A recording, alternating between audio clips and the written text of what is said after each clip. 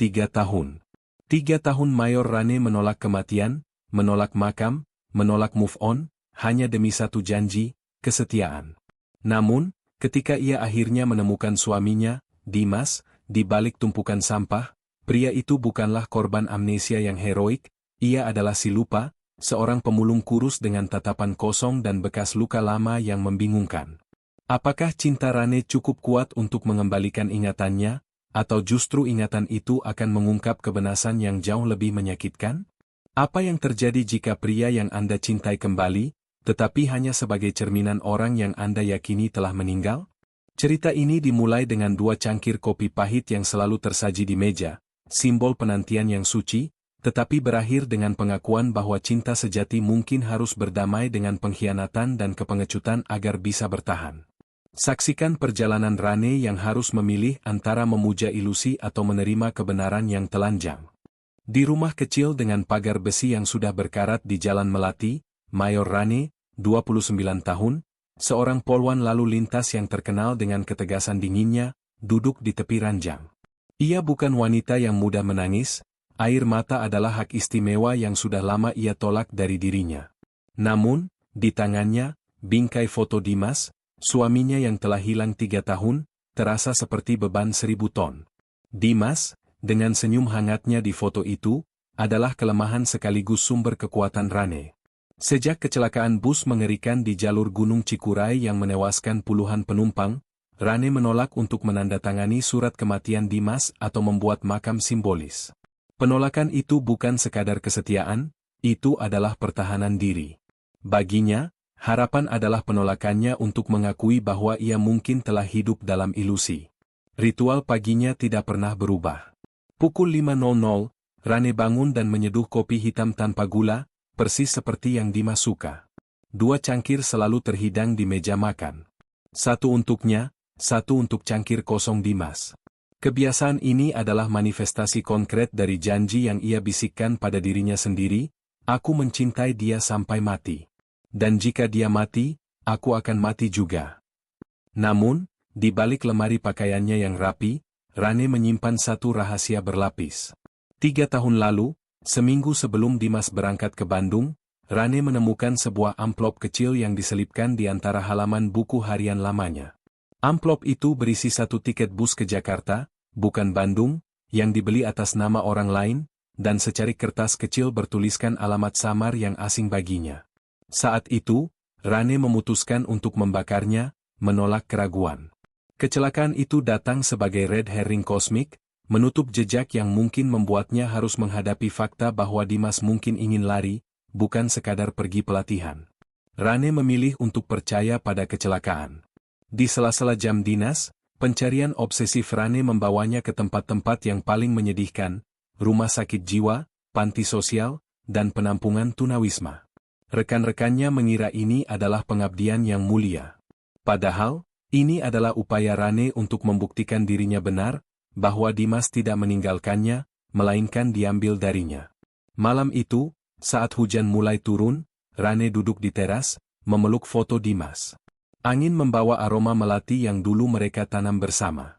Dari kejauhan, di ujung jalan melati yang gelap, seekor anjing liar menggonggong ke arah seorang pemulung kurus yang berteduh. Rane tidak melihatnya. Tetapi ingatan yang datang bukanlah senyum Dimas saat terakhir, melainkan tatapan kosong, seperti Dimas sudah pergi, bahkan sebelum bus itu melaju. Jauh di sudut kegelapan, pemulung itu, dengan mata yang persis sama dengan Dimas, menatap rumah kecil itu, bukan dengan kerinduan, melainkan dengan ketakutan yang samar, seolah tempat itu menyimpan bahaya. Rane, tanpa sadar, sedang dicari oleh orang yang ia cari, tetapi dalam dirinya telah tumbuh penolakan untuk dikenali. Pagi datang dengan aroma lumpur dan sayuran basah yang khas di pasar Seruni. Rane menjalankan tugas rutin mengatur lalu lintas dengan profesionalisme yang sempurna. Wajahnya lurus, tegas, tetapi matanya terusik oleh kegelisahan yang tak beralasan. Ia sadar pandangannya berulang kali tertuju ke tumpukan kardus bekas dan karung plastik. Di sana, ia melihatnya, seorang lelaki kurus, pakaian lusuh, memungut sampah.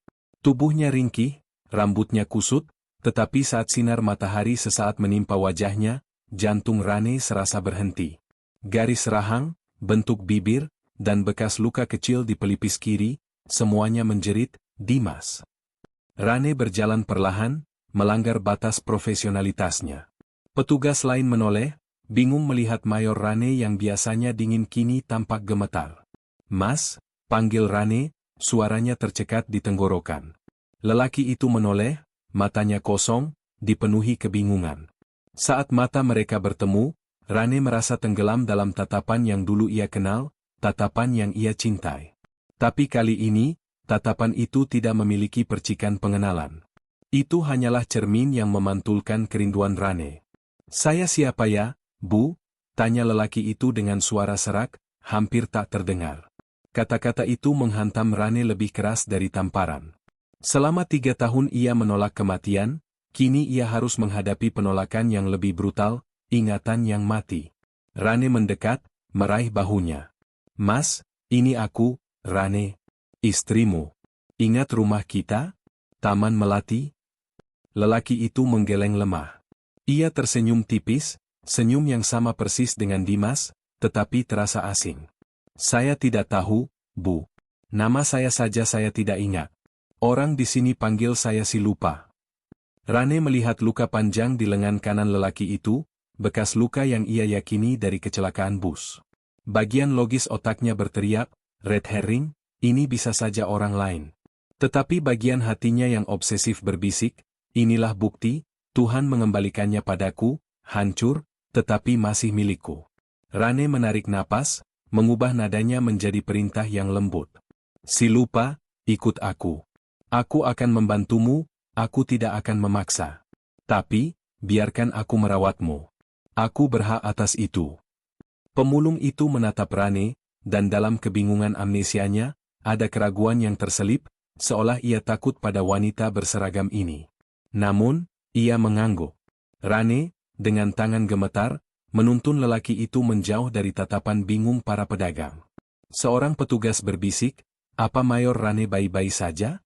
Kenapa dia membawa gelandangan ke pos? Rane mengabaikannya. Dia tidak membawa gelandangan. Dia membawa kembali hidupnya yang sempurna, bahkan jika ia harus menjahitnya dari kepingan yang salah. Malam itu, di rumah Jalan Melati, si lupa duduk di ruang tamu. Rane, yang sudah berganti pakaian santai, mendekatinya dengan cangkir air hangat. Saat pandangan si lupa jatuh pada foto pernikahan di dinding, ia terdiam lama.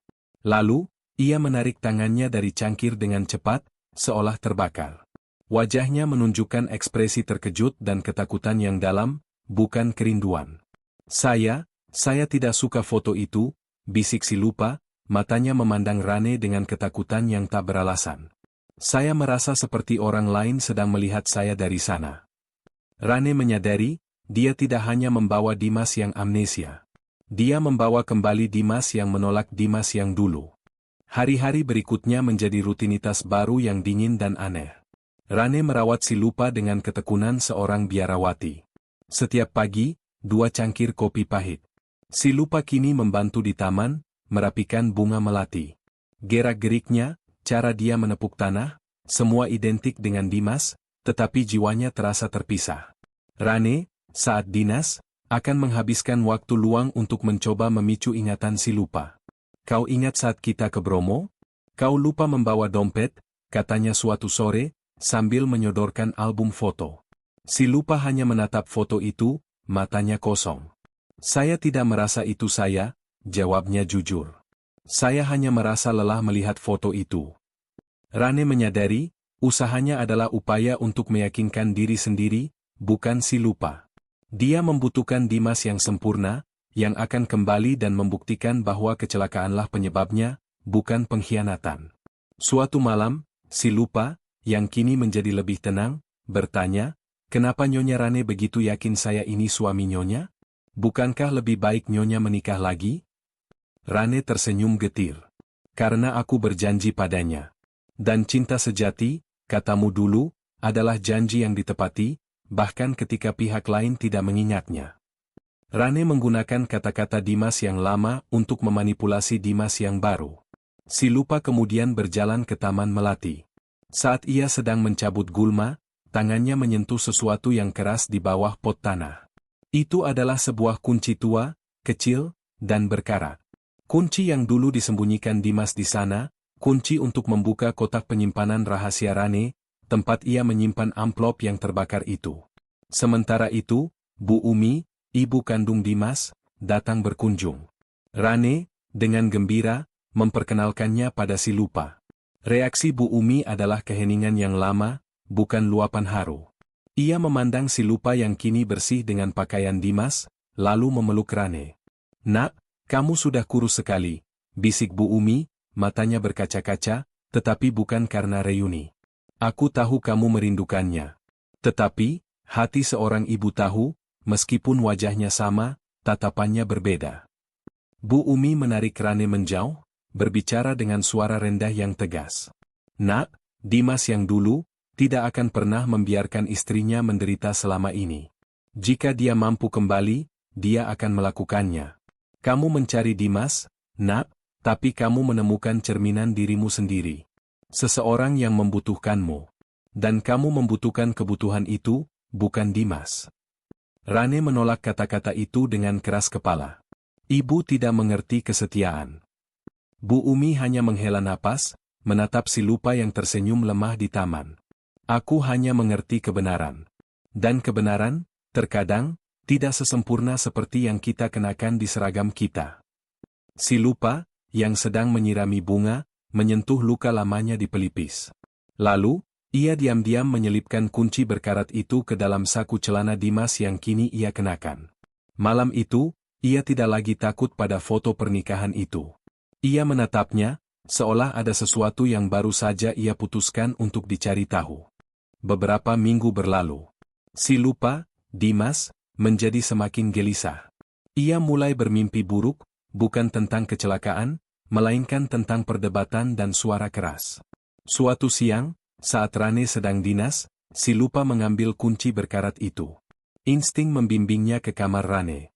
Ia menggunakan kunci itu untuk membuka kotak penyimpanan kayu kecil di bawah tumpukan dokumen dinas. Di dalamnya, ia menemukan beberapa surat cinta lama, tetapi yang menarik perhatiannya adalah secarik kertas usang dengan alamat dan nama yang asing. Itu adalah sisa-sisa bukti yang Rane gagal bakar dengan tuntas. Saat menyentuh kertas itu, ingatan Dimas meledak. "Aku tidak jatuh. Aku melompat." Ia ingat persis. Bus itu sedang berhenti sejenak di tikungan tajam. Dia bertengkar hebat di telepon dengan seseorang yang menuntut uangnya. Dia memiliki utang besar dari proyek bisnis yang gagal total, utang yang ia sembunyikan dari Rane. Dia ke Bandung bukan untuk pelatihan, melainkan untuk melarikan diri, memulai hidup baru yang kotor. Kecelakaan itu, suara ledakan ban dan teriakan, memberinya jalan keluar yang sempurna, menghilang. Dia melihat luka lamanya di lengan. Itu bukan dari kecelakaan. Itu dari upaya self-harm karena stres utang yang tak tertahankan sebelum dia memutuskan untuk pergi. Kecelakaan itu hanya memperparah lukanya. Dimas menyadari, Rane mencarinya karena kesetiaan, tetapi Dimas yang dulu menghilang karena rasa malu dan kepengecutan. Dia bukan korban, dia adalah pelarian. Amnesia adalah hadiah yang diberikan takdir. Dia mencari cincin kawinnya. Tidak ada. Dia ingat, cincin itu sudah ia gadaikan 2 minggu sebelum keberangkatan untuk membayar sewa bengkel. Kebenaran yang menyakitkan membuat Dimas mual. Dia tidak kembali sebagai pahlawan yang diselamatkan cinta sejati. Dia kembali sebagai pengkhianat yang dicintai secara buta. Si lupa, Dimas, duduk di meja, mengambil selembar kertas. Dengan tangannya yang kini sudah kuat, ia menulis sebuah pesan. Dia tidak bisa tinggal dan membiarkan Rane terus memuja ilusi. Dia tidak bisa menghidupi Dimas yang palsu itu. Rane pulang sore itu, seragamnya basah karena hujan ringan. Begitu melihat meja makan yang kosong, dadanya sesak. Di atas cangkir kopi pahit yang belum tersentuh, ia menemukan sebuah surat. Air mata Rane jatuh saat membaca tulisan tangan yang sama seperti suaminya. Surat itu berbunyi, "Rane, aku ingat. Aku ingat semuanya. Maaf, aku tidak pernah jatuh. Aku memilih untuk hilang. Kesetiaanmu terlalu suci untuk pria sepertiku. Aku pergi.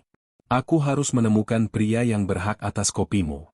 Jangan pernah berhenti percaya, tapi mulailah percaya pada dirimu sendiri. Rane menyadari, dia telah kehilangan Dimas, untuk kedua kalinya, tetapi kali ini, Dimas yang hilang itu telah meninggalkan kebenaran yang tidak nyaman. Rane berdiri di tengah ruang tamu yang gelap. Tangannya meremas surat itu hingga lusuh. Rasa sakitnya kini lebih nyata. Ini bukan kesedihan karena kehilangan tubuh. Ini adalah kepedihan karena kehilangan narasi yang ia bangun selama 3 tahun. Dimas yang sempurna ternyata adalah pengkhianat yang pengecut. Selama 2 hari Rane tidak ke kantor. Bu Umi datang, menemukan Rane duduk di lantai. Dia pergi lagi, Bu, bisik Rane, menunjukkan surat itu. Dia tidak mati. Dia lari dariku. Bu Umi membaca surat itu dengan tenang, lalu menatap Rane. Dia tidak lari darimu, Nak. Dia lari dari dirinya sendiri. Dan kamu lari dari kebenaran bahwa kamu juga tidak sempurna. Kamu menyimpan rahasia tiket lain, kan? Kamu tahu dia sedang dalam masalah. Rane terdiam, kaget. Bagaimana ibu tahu? Aku ibunya, jawab Bu Umi. Aku melihat Dimas gelisah. Aku melihat kamu memilih untuk menolak melihatnya. Kamu menciptakan mitos, Nak. Dan sekarang, mitos itu pergi. Rane menyadari, dia dan Dimas sama-sama bersalah. Dimas karena lari dari utang, Rane karena lari dari konfrontasi. Cinta mereka adalah kolaborasi dalam ilusi. Pagi ketiga, Rane kembali ke rutinitasnya. Ia membuat 2 cangkir kopi pahit. Saat ia hendak meminumnya sendirian, pintu terbuka. Dimas berdiri di sana. Ia tidak lagi lusuh, tetapi ia tidak mengenakan pakaian Dimas yang lama. Ia mengenakan kemeja bersih dan celana biasa. Matanya tidak lagi kosong, tetapi dipenuhi rasa bersalah yang berat. Aku tidak bisa lari lagi, kata Dimas, suaranya serak. Aku sudah mencoba. Tapi aku tidak bisa melupakan bagaimana rasanya pulang. Rane menatapnya, tidak tersenyum, tidak menangis, hanya mengangguk. Aku tahu kamu bukan korban, Mas. Aku tahu kamu adalah pengecut yang penuh hutang. Dimas terdiam. Aku pantas mendapatkannya. Dan aku, lanjut Rane dengan nada yang sama dinginnya, adalah wanita yang keras kepala dan menuntut kesempurnaan, sehingga kamu merasa satu-satunya jalan keluar adalah menghilang. Ini adalah titik balik yang kontroversial, bukan reuni romantis, melainkan pengakuan yang menyakitkan. Mereka tidak kembali ke masa lalu. Mereka harus menciptakan masa depan dengan kebenaran yang buruk. Kamu mau kopi? Tanya Rane, sambil menunjuk cangkir kosong. Dimas berjalan perlahan, mengambil cangkir itu. Ia mencicipi kopi pahit itu. Ia tidak lagi berkata itu pahit karena kuat menghadapi hidup. Pahit, kata Dimas sambil tersenyum sedih. Tapi aku akan memilih kepahitan ini, Rane, daripada lari ke kebahagiaan palsu. Aku memilih kebenaran. Aku memilih kamu. Mereka berdua duduk. Cinta mereka kembali, tetapi sebagai sebuah kesepakatan kontroversial, untuk menerima kepahitan dan ketidaksempurnaan satu sama lain. Rane akhirnya mendapatkan Dimasnya kembali, tetapi ia harus melepaskan citra suaminya yang sempurna. Kopi pahit di meja itu kini bukan lagi simbol kesetiaan, melainkan simbol pengakuan mereka berdua akan kepahitan dan kompleksitas hidup yang tidak pernah sederhana, bahkan dalam cinta sejati. Di penghujung kisah ini, Rane dan Dimas akhirnya bersatu kembali, bukan dalam romansa yang sempurna, melainkan dalam penerimaan pahit akan ketidaksempurnaan masing-masing.